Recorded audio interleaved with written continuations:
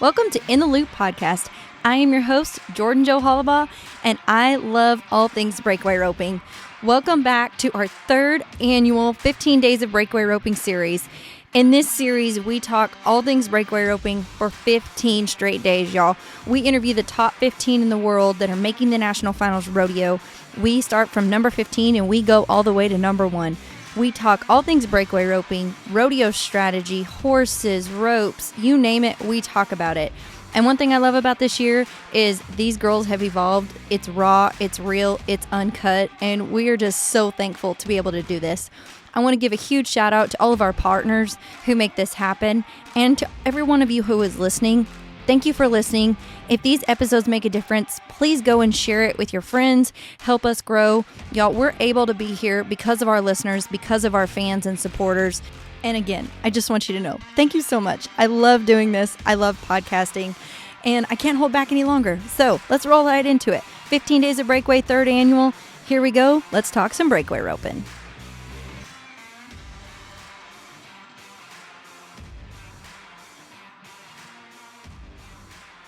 Okay, guys, so today we are here with number 14, coming in, second consecutive NFBR, Josie Conner, with $74,763 and 101 rodeos.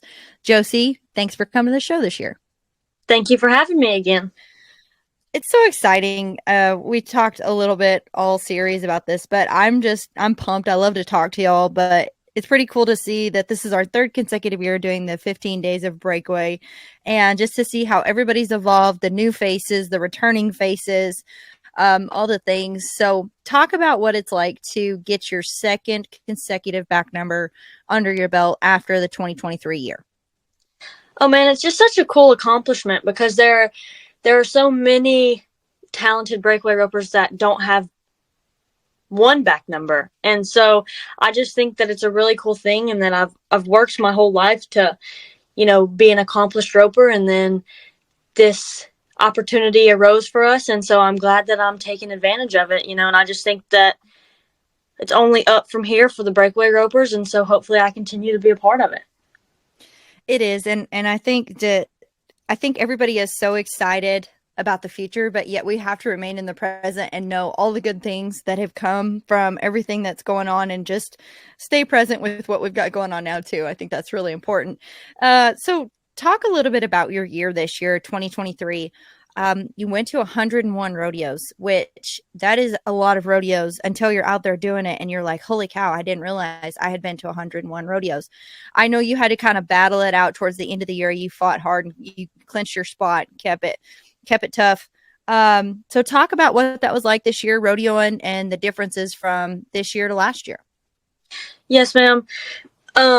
What's a little bit different for me is I felt like I probably went to 25 rodeos before the real rodeo season even started. And what I mean by that is May and above, so May and before, I had to get to my circuit count because I'm out of state, and I rodeo in the Texas circuit. And I believe you have to go to 23 if you're not a Texas resident.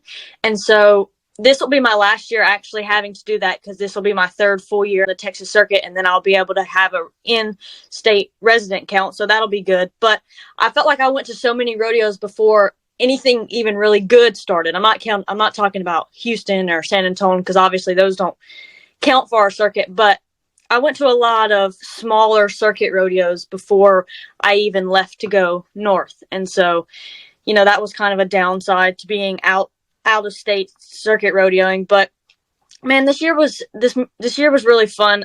My favorite part about rodeoing is the places that you get to go. The breakaway ropers as a whole came from the jackpot world, and let me tell you, Reno is so much better than the jackpots. I mean, the whole atmosphere is just so much better than being in the back building. Even though the jackpots paid really good, I really enjoy getting to go to the rodeos and see different things. We traveled a lot of miles this year, and we did have to fight a little bit at the end of the year, but I will say I didn't have to go to Maine again, so that was great for me.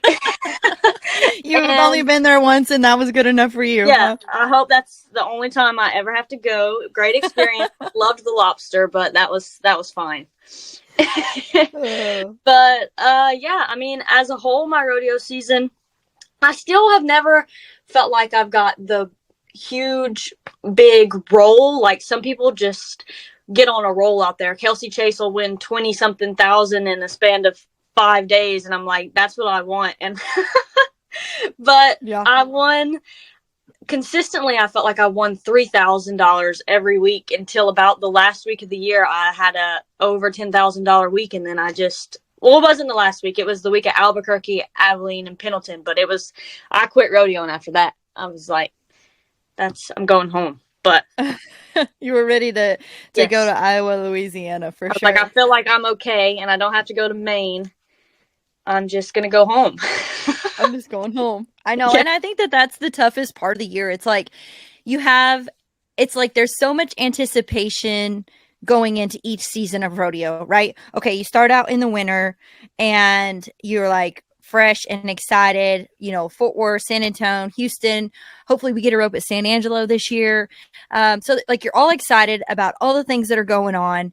And then it's like, okay, kind of slows down a little bit. California is like a midway point. I feel like everybody's really excited, but that takes a little bit of a while to be out there. It's a month. Then you come home and you're like, you build it up. And then all of a sudden you're like, all right, we're headed out to Reno. Yep. June, it kicks off. After that kind of subsides, you get through Cheyenne. That's kind of a turning point where people decide, hey, I'm staying out here. I'm going home. But if you do stay, you're headed back up to the Northwest. It's like you're like the anticipation of finishing the fourth quarter, like all the cool rodeos up there. It's going to be cooler, thank the heavens. And so you head up there. But by the time Pendleton is over, it's just like, I need to wash my hair. My truck and trailer are filthy. My horses are tired. I'm exhausted. I'm hungry. Or maybe my jeans don't fit.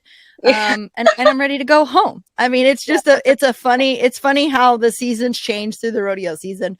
So talk a little bit about your favorite parts of the season of rodeo. You've been doing this for 2 years now. So talk about some of the favorite highlights of the season as it turns out for you. Just like you said, I think the winter is so much fun because you're like 6 hours away from home max, and the rodeos are just awesome. So the winter is by far my favorite. I love the building rodeos, Fort Worth, San Antonio, Houston. I just think the atmosphere there is unmatched. But I really like, May is kind of like Texas rodeo, and it's so hot, so I'm not even going to talk about May, even though we have to get to our circuit count. June, I love when you have to leave and go to Greeley and Reno. Those are like my favorite rodeos. That week of rodeos, Greeley, Reno, Prineville. I think those are so cool. I think the 4th of July is the most overrated week of the whole entire year for us because we don't have the Oregon 2-headers like the boys have it. And until we get that, I will hate the 4th of July forever. Oakley City is great. Red Lodge is great. Cody's pretty good. I hate the Montana rodeos. I don't know why. I just don't like them. And I think the best week of the year is the week after the 4th of July. Or I don't think it's directly after. It's like 2 weeks after. Or, yeah, when Salt Lake City, Calgary starts, and then it's like the whole Utah run. The Utah run is my favorite. And Salinas is awesome. Even though it's like not close to Utah, but it's still worth getting over there too. So that's close to anywhere. No, but it's an awesome rodeo. I really like Salinas. Yeah. But the Utah week is my favorite week of the year, and the Northwest is fun. I like the Northwest because the weather's good and the rodeos are really cool. They just give you like this like rustic vibe. Like they're just like, I don't know. They're cool. Ellensburg's a cool rodeo. But so my rookie year, obviously after Cheyenne, I broke my foot and I had to come home. And so I came home until about the 3rd week of August. And this last year, when I left in June, I didn't come back until after Pendleton. And so obviously I don't want to go home with a broken anything again, but I do want to make it a point to try to come home this year at some point. I don't know when that would be because it's hard. When you get out there, it's hard to turn around and come 24 hours back and then 24 hours back out there. But I do think if I could get like a week of just like at home normal activity, I think it would be better for me to finish out the season. So talk a little more about that. Jump into that a little bit, because I think that that's something that we talk about some, but we really don't say why, right? Like everybody knows as you listen, hey, there's nowhere to practice. There's, you're going and blowing all these things, but it's different for everybody on why you hear, I just want to go home for a week. So tell me your why. Like if you could have a perfect world and you could say, hey, from this day to this day, like I'm taking off, I'm going home, I'm regrouping. Why is that so important for you and your horses and your roping? As much as I would love to come home and get to run the practice calves, I don't even know if I would do that as much. I think coming home would be the rest. And I'm not talking about sit on the couch rest. I'm just talking about give your mind a break, because there's, in my opinion and in my experiences, there's no mental rest out there. It's just you always feel like you're either at somebody's house and you're in the way, or you're at a fairgrounds and you're like, my horses are sitting in these stalls and we're just running the generator because the plug box won't open. Or I just think if I just could come home, turn my horses out, let them get some grass, because they're always on grass and there's no grass, just stalls out there. And I would obviously rope, but just regroup, repack the trailer, clean the trailer, pack it like it was in June. I just think it would be, because when I did break my foot and I came home, I felt like when I got to go back out there, I was just like really excited to go back out there. As of this year, I just was out there the whole time, and it's like kind of in the back of your mind, you're like, dang, we're kind of closer to getting home. And like, I just would rather it be the opposite. Like I would rather be able to come home and then be like, okay, let's go finish really strong, and I'll see home in 5 weeks or whatever it is. And I just think for me personally, like that mind space would be better for me. And I love that you're talking about that, because it looks different for everybody, but I think at the same time that is a place of strength. And I think that it's important, as we go back and you said, hey, and I remember you and your dad and Raymond and I sitting there talking about it, and you're like, I've won 3,000 every week. I've chipped away, but I can't get over the hump. That was before Pendleton, Albuquerque, and all those. And so I think that that's something, especially you talk about the jackpots, which you had so much success and still have a lot of success at the jackpot rodeos and ropings. And I think that mentality is so, like, we hold on to that because that's kind of what we got to do. We got to go to jackpots, we got to rope, have a great time, hash it out. And then we got to come home and kind of regroup. And I think every one of us is I know I am too. I'm the same way. I'm like, if I could just go home for just a little bit and like have a real shower and take a break and regroup, come back stronger. I feel mentally too that you can come back stronger that way.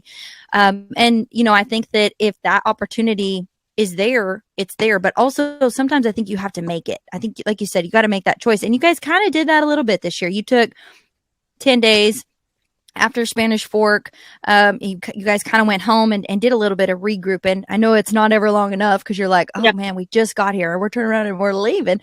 But it's really important. And so talk about your mom and dad too. I know they go with you. They're a huge part of your success and all the things you do. And I know that you wouldn't be able to do it without them. So talk about just the last couple of years too, how their perspective has changed a little bit or evolved as you've continued down the rodeo road. My mom and dad, they're obviously my two biggest supporters, and I definitely could not do it without them. They came with me both years, the whole time. My mom had to go home a little bit this year, back and forth, just for some work stuff. But for the most part, she was out there the whole time. And I know that when she wasn't there, they were like, who's going to video us? And I'm like, listen, I'm in the same boat as you. Okay. I'm finding someone to video me too. So, she just, thank you, Miss Wendy, for all the videos. Yeah. She videos everybody. But anyway, they're kind of like my security blanket, because I just always feel, I've been with them my whole life. And so it is a scary world when you're out there traveling. And so I just, no matter what, always feel comfortable. And I don't have to do a lot of driving because my dad, he drives. He's like, I'm not a very good passenger, so I'm just going to drive. And so, it's funny because my dad roped when he was younger and roped every day at home and stuff, but just never rodeoed that much because he hated to be gone, and he still hates to be gone. It just shows how much he loves me, but I don't know if I'm ever going to get a full year out of him again, as much as it breaks my heart. I think that it was a lot last year. This past year when we didn't get to go home the whole time, I think that was probably the longest he's ever been away from home in his whole life, and I think that took a toll on him a little bit. But it's so helpful for my mom and dad to be out there, because I know when I'm getting their opinions that it's 100% in my best interest, and so I just know that they're 100% on my team. And my dad, I'm just so lucky to have someone who loves to break down roping as much as he does, because he does a lot of the thinking behind, like he does a lot of the little stuff that I don't have to think about. He'll be like, "Hey, I think that you should do this." I'm like, "I didn't even think about that. You're probably right." And so, and it's just, I don't know. I'm gonna miss him if they can't come with me. I think they're gonna come with me, but I guess we're just not gonna talk about it until May. We're just gonna give it May, and then we'll rediscuss it. But well, maybe he'll forget by then. Yeah. I mean, Yeah. he'll be desiring to go out there and travel the world again and forget all the things that he missed. Yeah, but there are definitely my biggest blessings, that's for sure.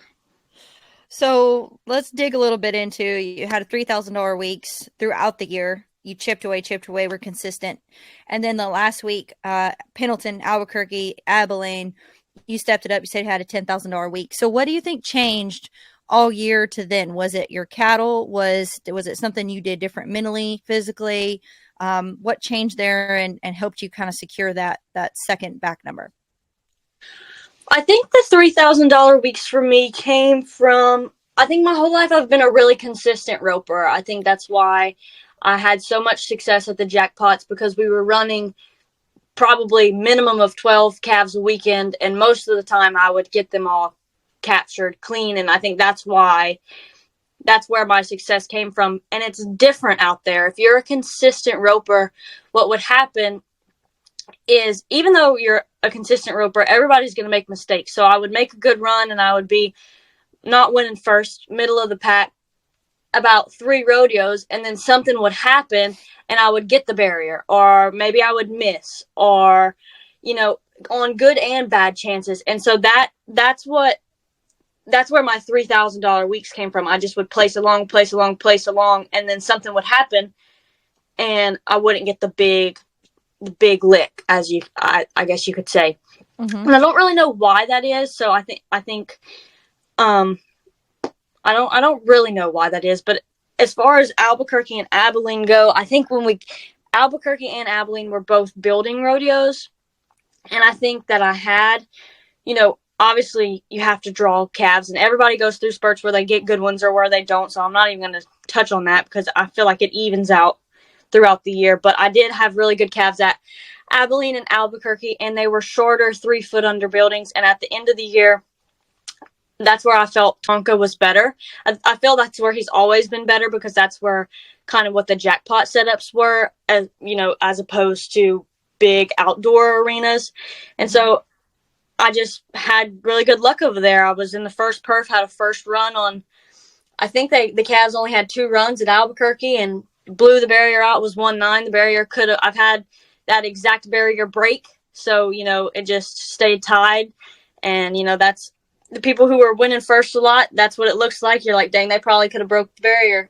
So not mad about it. And then Abilene, I won, I think I split first or split second and had a pretty good lick. And then Pendleton is just, as much as a prestigious rodeo is, you just need a lot of luck at Pendleton. And I just captured 2 calves. And so, and it's such a good rodeo that I won low in the second round and maybe 4th in the average, and I just came out with that rodeo with about 6,000. And so for the week total, I had a $10,000 week, and so hopefully I'll carry that week momentum into the NFBR. So that's was my last week of pro rodeo, and so So, talk a little bit about what you've been doing since you went home, you took a breath, turned your horses out, regrouped.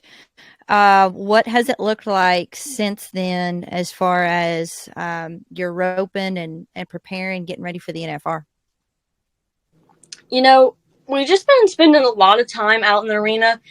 So it's not just me that ropes here. Riley stays here. Riley Webb stays here and ropes here, and he's getting ready for his second NFR as well. So we spend a lot of time out there in the arena. And it was weird because when I came home and I guess it was September, end of September is when we came home. I was in the arena and I was like, I haven't been in this practice pen since June, and I was like, that's really weird. Like, Yeah. for the first time in my life, I was like, dang, I haven't been here in a while. So, but as I let my horses have a break, and then kind of for the first week, I just kind of just roped to have fun. I just ran some calves. So I have Tonka, and then I have a 7-year-old mare named Marie, and I have a practice horse named Timmy. So I have 3 horses. That's about it. And so it doesn't take me that long to rope.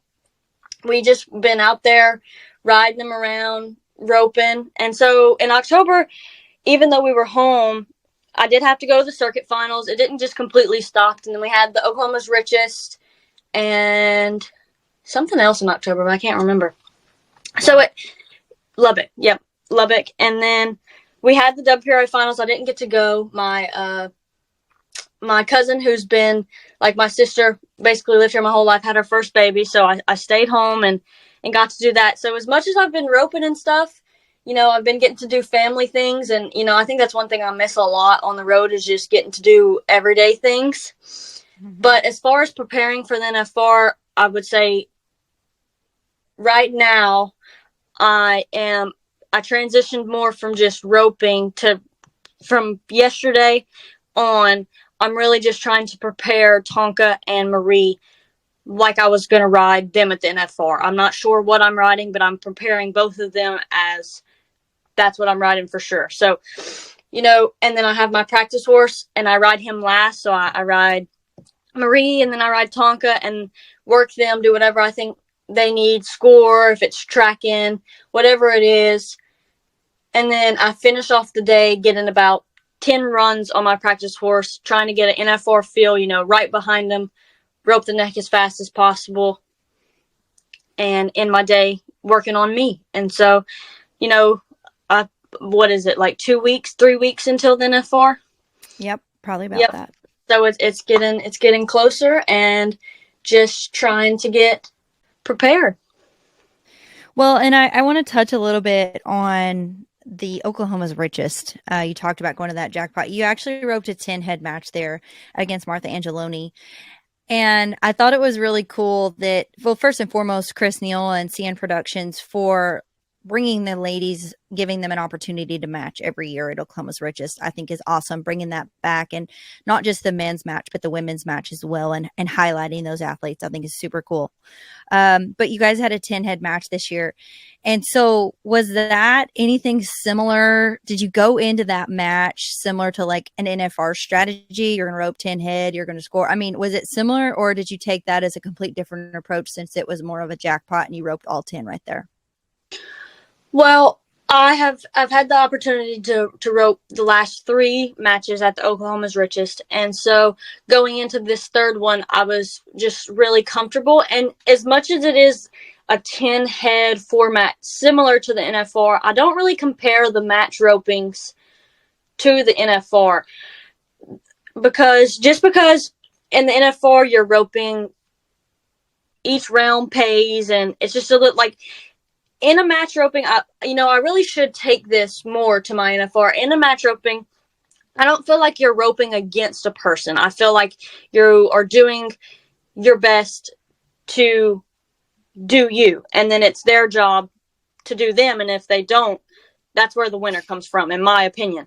Right. And so I really just was focused on one run at a time. And I will say, after roping my third match, I am going to try to take as much of my match roping mindset to the NFR. The only thing that's different between the match and the NFR, in my opinion, is the match. It doesn't matter if you hit the barrier or not. Honestly, you want to stay behind it because you know if you don't break the barrier and you catch 10 calves, the odds are going to be good in your favor. As far as when you compete, you're like, I need to hit the barrier. I need to hit the barrier. So that's the one difference, in my opinion. But I just feel like when I match rope, and because it is so fast paced, I'm just like in this zone that I do want to take it to every competition calf that I have, because I just feel comfortable, and I'm like in the match ropings for some reason. I just have a lot of confidence in myself. And so I just want to carry that on to competition runs because I just think it is a really cool thing. And in a way, it is similar because you are just trying to do your best, you know? Yeah. Well, and I think that that's something that, how cool that you've won the match the last 3 years. Obviously, you're doing something right. Congratulations. But it's breaking it down, and it is similar to the NFR because it is 5.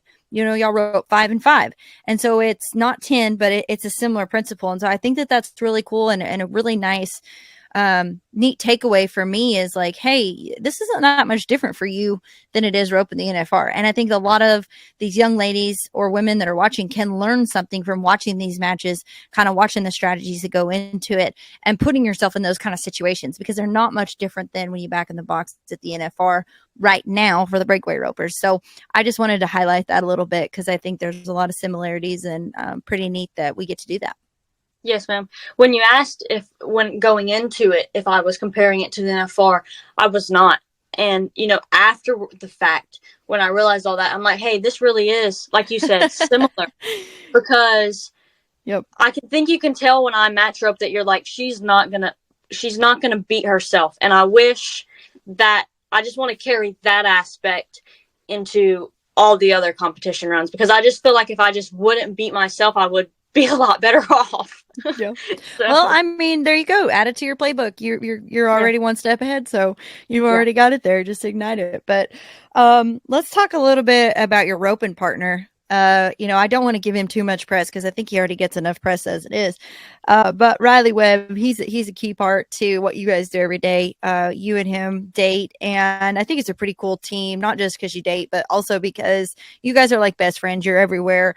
Riley's coming in this year, $80,000 ahead of number one. He has just been phenomenal all year long, and just to be in his presence is one thing, but then to watch him rope is another. So talk a little bit about getting to rope with him every day and how he's helped step your roping up, or some of the things that you've learned and taken from watching him rope and been able to apply it to the breakaway roping. Yes, ma'am. Riley's been, I think we've been dating for 3 years, but he's been over here. He ropes with my dad and I for probably a year and a half, 2 years. I don't know exactly. So I get to see all of it. I get to see every part. I get to see the practicing and all of it, because I do get to see him some when we're out there rodeoing. And I just think he has a lot of things that I take away from him. Mostly the way that he carries himself and the confidence that he has in his ability is his biggest asset. Because you talking to him are never going to be like, oh, he's boastful, and he's not boastful. But in his mind, he's like, I'm going to win every single time. Mm-hmm. And he doesn't, but he does, and it's just like when he messes up, he's like, it's okay. There's always the next one. And I think that mindset is the best mindset that you can have, especially when you leave your house in June and you don't come back until September. I just think that is the best thing that he's got going for him. And so I try as much as I can to implement that into my mindset, even though it's a little harder. I just wasn't, my mind doesn't 100% work the way his works. And so I do try. I wish that's something that I had that he has.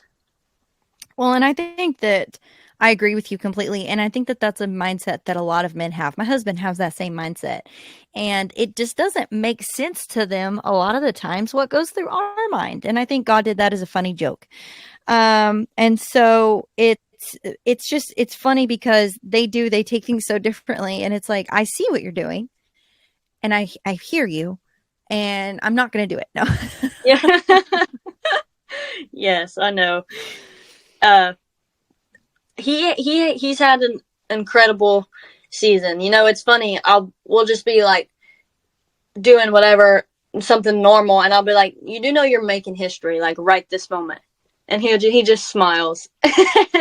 You know, there couldn't be a more deserving person, and you know, I'm really excited to get to watch him rope 10 rounds in Vegas, and hopefully it ends how we want it. But no matter what, he has to know that what he did this year was incredible, and I feel like there's going to be a lot more of this. I don't feel like this was a 1 year thing. So, Oh no, I think he's just getting started, and I'm excited as well just to get to watch him rope and just to be around him. He's a great guy. And I can't wait to see him back there helping you. I know he'll be back there with your dad, getting you ready and all the things. And it's a team effort. And so I think that that's really cool. And just how you guys highlight each other is really neat too. But let's transition a little bit. I know you're young. I mean, I don't feel like you're young because you've roped since you were so tiny. I feel like you're the same age as all of us, but you're still a baby. Get ready for wrinkles. They're coming, just so you know. Yeah. So tell me a little bit, if you could give some advice to these young ladies and young women ropers that are coming up through the ranks. I know you've seen a lot change this year and last year through the rodeos, the committees, the association, all the things that we get to do. If you could give a couple pieces of advice to those who are coming up or wanting to learn breakaway roping or get involved at the elite level you guys are at, what would that be? First and foremost, it would be find someone who you really trust, whether it's a roping mentor or whatever it is. Just surround yourself with people that you really trust and you really feel like are going to better you and better what you do. And I think that's really important. But love it. Love what you do. And just know that no matter what you do, there are going to be highs and lows no matter what. And so don't get too caught up in the lows because they're going to happen no matter what. So just really hang on tight to the highs and try to get out of the lows as fast as possible and just keep on living, because that's all you can do is just keep trying and work hard. And I just think that there's so many opportunities and you just have to embrace them. Well, I love that. And I think that's a great opportunity coming from a very young lady who is very experienced and has a lot of wisdom and knowledge under her belt, even though she's just a baby.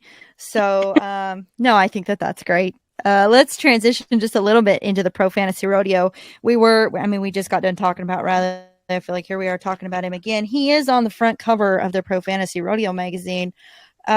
Pretty cool shot, but we're talking about the breakaway games today. So you're maybe not old enough to play yet, but I know people who play. Have you heard why do people play Pro Fantasy in the breakaway games?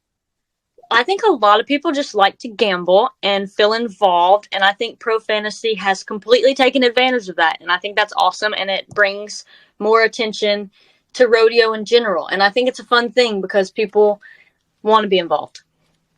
Well, and I sit here and I look through this magazine, and it's like every one of these bios that you read. I mean, obviously we're partial to breakaway roping, but every one of these bios you read, it makes you feel like you're a part of the cowboy, like you've been there with them through their years, through the ups and downs, the highs, the lows, and you are rooting for them. Like they are on your team, good, bad, and indifferent. And if they do great, or if they suck, you're going to see them at the convention center and they will find you. And so I think that that's really kind of cool. But just to be involved, I know that there's a lot of pressure and things that come with the NFR, good, bad, and indifferent. But man, to be able to play these games is pretty fun. And to be able to have the breakaway games, I think is even more fun. They're going to pay $10,000 to the winner this year. So if you guys haven't already, go and buy your breakaway team, get involved in the breakaway games. It's going to be right before the NFR, or NFBR, I should say. So we're pretty excited about that. But circling around and kind of closing this up for this year's interview, Josie, I have one last question for you. If your future self could give you a piece of advice today, what do you think she would say? That's weird because you always hear the opposite. You always hear like, what could you give? What would you tell your young So that's different. That's the first time I've ever heard that. That's a good question. Thank you. I think, honestly, I think when I gave the piece of advice when you asked me, what would I tell a younger roper wanting to come, I think in a way I was kind of speaking to myself. And so I'm going to just kind of go back to that a little bit. I think that my future self would tell me, you shouldn't have got caught up in all of the little things, in the little moments. You should have just embraced it all. Like the lows, you got over them, didn't you? Like, it's okay. It's going to be okay. You have such a great life. And I just wish that I told you, not to sulk in the low points, because there are so many highs. And so I kind of think that was a good question though. Well, and I think too, the coolest thing about that question is it makes you think, but it brings it into the present, and it allows you to be intentional and create what you want to be in the future. So that's kind of why I'm asking that, because I think sometimes we don't look very far in front of us. And I think that if you look back, and you're like, I'd have done this, I'd have done that. But if you think and have that different perspective, it kind of puts it into play in your own hands, and then you can take action. So great answer. I love that answer, and I think it's really good. But yeah, that's a different perspective, and just kind of wanted to let everybody have a little bit different of a vision this year. But very excited for you. Congratulations on your second NFBR back number. Can't wait to watch you rope at the South Point again. And thank you for taking the time today. Yes, ma'am. Thank you. I appreciate it.